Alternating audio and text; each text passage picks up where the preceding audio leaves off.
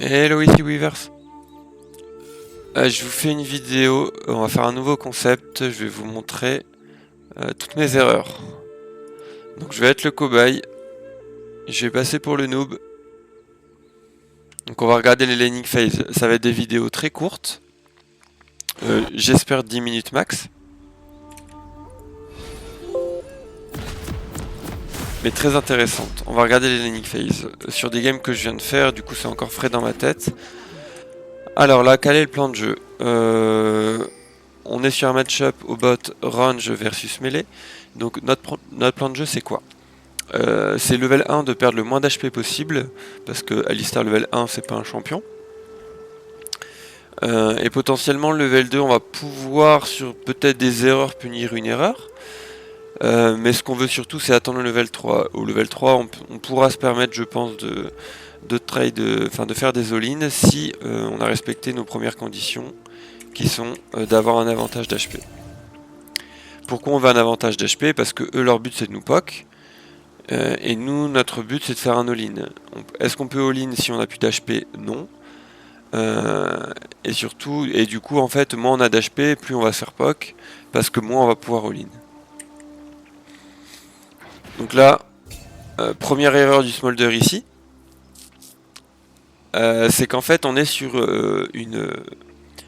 Je vais prendre mon epic pen. Cette lane en fait, à aucun moment on peut avoir la prio en tant que Alistar Kai'Sa, parce que comme je l'ai dit, Alistar n'est pas un champion. Donc là le smolder devrait juste slow push et last hit. Donc pour moi il met déjà 2 autos, 3 autos, erreur. Pour moi le smolder devrait jouer à côté de la Nami. Il devrait jouer ici. On va changer la couleur avec les CS rouges, c'est pas parfait, on va mettre du vert. Le smolder devrait jouer ici, et là sur le poke de la Nami, le smolder devrait faire la même chose. Hop. Donc là il est en train de full push la wave. Là la Kai'Sa trade des HP pour rien puisqu'elle last hit même pas. Elle veut trade, elle veut compenser le push mais elle n'y arrivera pas. Moi j'essaie de jouer dans le bush là pour essayer de mettre un petit peu de pression. De toute façon je peux rien faire. Donc ils ont wardé, bon. Là Kai'Sa continue de prendre des trades, des proc aéries. Et c'est même pas pour la site. Alors là c'est un tips très poussé. Potentiellement ici à ce moment là elle pourrait se prendre une auto. Attaque de la Nami. Mais seulement celle-là, pourquoi? Pour tirer les trois mêlées vers elle et pouvoir les last hit tranquillement avec moi et des proc Targon. Mais les premières autos, enfin toute la première partie, donc celle-là est worse, la fin, mais le début, tout ce qu'elle a fait jusque là, ça servait à rien. Mon CTRL Z ne marche pas, d'accord, je peux pas, hop. Donc voilà, là l'auto qu'elle s'est pris fait que les mêlées viennent sur nous. Alors, idem. Là, c'est catastrophique ce qu'elle vient de faire à ce niveau-là. Hein. Donc je vais vous montrer pourquoi. Je pense que vous l'avez déjà remarqué, mais on va le théoriser. Ici. Alors, pourquoi? Déjà, elle, ce qu'elle veut, c'est prendre ce last hit. Ce qui est turbo obvious pour tout le monde.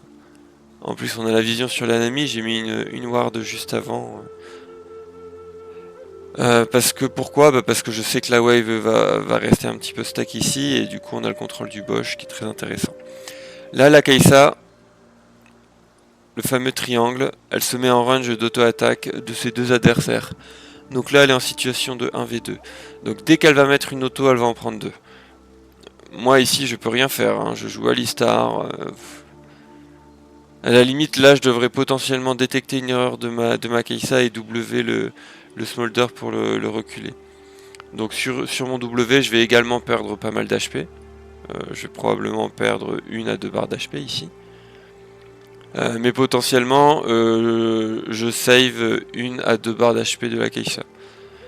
Donc là, il y a double erreur. C'est que moi, quand je vois que la Kai'Sa... Là, dans mes yeux, je suis en mode, mais pourquoi elle int? Mais en fait, au lieu de la regarder int, j'aurais dû l'aider. Potentiellement avancer vers les adversaires plutôt que reculer. Donc là j'essaie de mettre un poke back, mais comme on le voit, je me fais raccompagner et mon poke back ne sera jamais intéressant. Donc là, au final, Smolder est en train de payer son erreur de tout à l'heure, c'est qu'il a fast push pour une raison inconnue. Du coup, en fait, on va récupérer toute la wave tour. Donc ça veut dire quoi? Que le Smolder a mal joué parce qu'il a fast push, alors que il savait qu'il aurait la prio et que on contesterait pas le push. Et de deux, la Kai'Sa a perdu 70% HP et sa potion pour rien, puisque en fait la wave allait crash tour. Il suffisait juste d'être patient 4 secondes et de sacrifier un CS. Alors qu'on aurait l'XP, hein, c'est juste de sacrifier les golds d'un CS.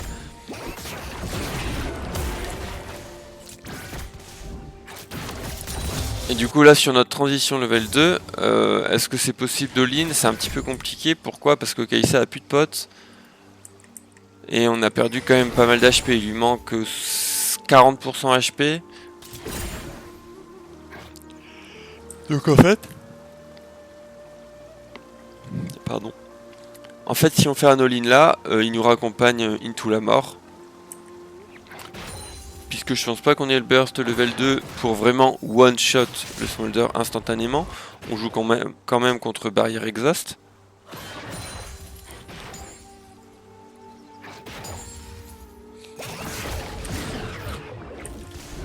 Là idem, hein, la Kai'Sa se prend un full poke W auto Q.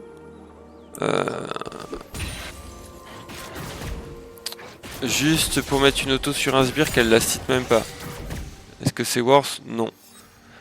Elle aurait juste dû se sacrifier. Enfin sacrifier le CS. Donc là je ping le maître I. On voit que mon jungle tracking est pas mauvais.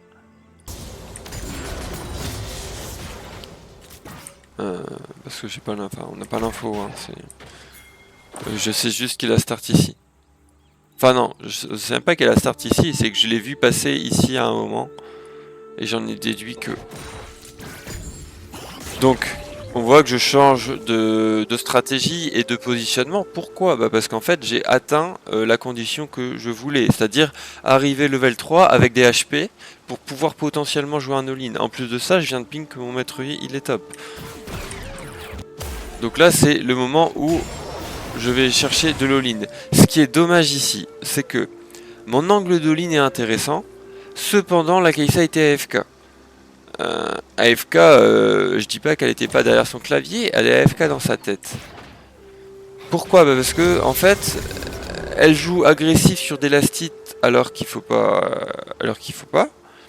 Et à la seule frame où on passe devant, et ben elle décide de reculer pour la première fois. Là, le Smolder a pas de W. Là, elle devrait courir avec moi ici, plutôt que montrer avec mon doigt, je vais montrer ici. La Kai'Sa devrait courir avec moi ici, et se positionner ici. Moi, en fait, mon plan de jeu ici, c'est quoi? C'est de bait le canon. C'est soit, si le Smolder respecte pas la range, c'est soit en 1, de prendre le canon et instantanément de W ici. Et si vraiment il respecte pas, et ben c'est le W instant. La Kai'Sa elle astitera le canon, il n'y a pas de problème. Voilà, là je voulais auto W. Le problème c'est que ma Kai'Sa, elle est en mode, elle presse S. Là, ça c'est incompréhensible sur un timing de ligne. Du coup, moi, idem, je m'adapte pas assez à mon allié. Mon allié troll, il faudrait que je joue pour lui. Donc là je fais mon engage, elle est à Tatooine-les-Bains, du coup elle doit pour me follow, et en fait elle a même pas la range, elle se prend la bulle. On peut voir que le Smolder je l'ai mis mid HP tout seul, sans mettre l'ignite. Clairement si la Kai'Sa était à côté de moi et aurait fait auto Q auto, avec mon ignite, on forçait 1, voire 2 sums, voire 3 sums. Je pense que l'exhaust de la Nami il passe. Et donc là on se retrouve sur encore un trade perdant. Et là finalement elle décide de trade maintenant parce elle a compris qu'on gagnait en fait. Mais sauf qu'il est trop tard, on n'a plus d'HP. Donc là, bah, moi c'est tout, je regarde ce qui se passe. Pourquoi c'est intéressant que je meure pas ici quand même? Parce que déjà, si j'avais continué, je serais juste mort, j'aurais littéralement rien pu faire. Alors j'aurais pu tanker une auto de Smolder et une auto de Nami, certes, mais moi j'aurais pas pu mettre de dégâts. Donc voilà, mon rôle il est bien plus intéressant de rester et de hold la wave. Je back, je me rends compte qu'il y a beaucoup trop de CS, que ça va crash. C'est pas ce que je veux, donc j'essaie d'atténuer un petit peu la wave. Bon, si je peux prendre les CS ici, c'est mieux. Hein. C'est pas une volonté de les éviter.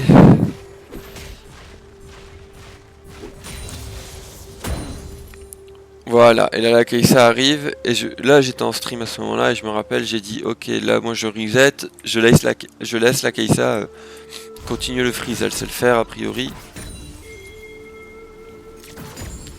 Et donc je recall.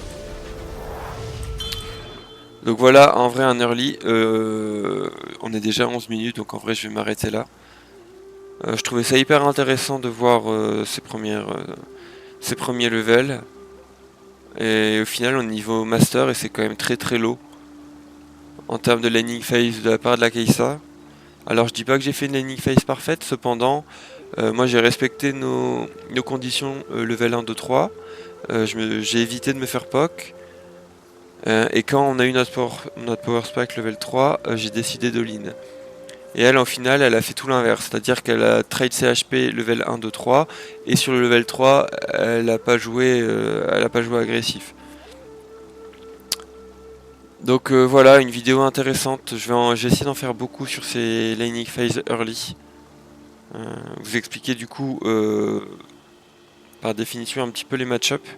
En tout cas, vous allez comprendre comment il faut jouer sur les match-up.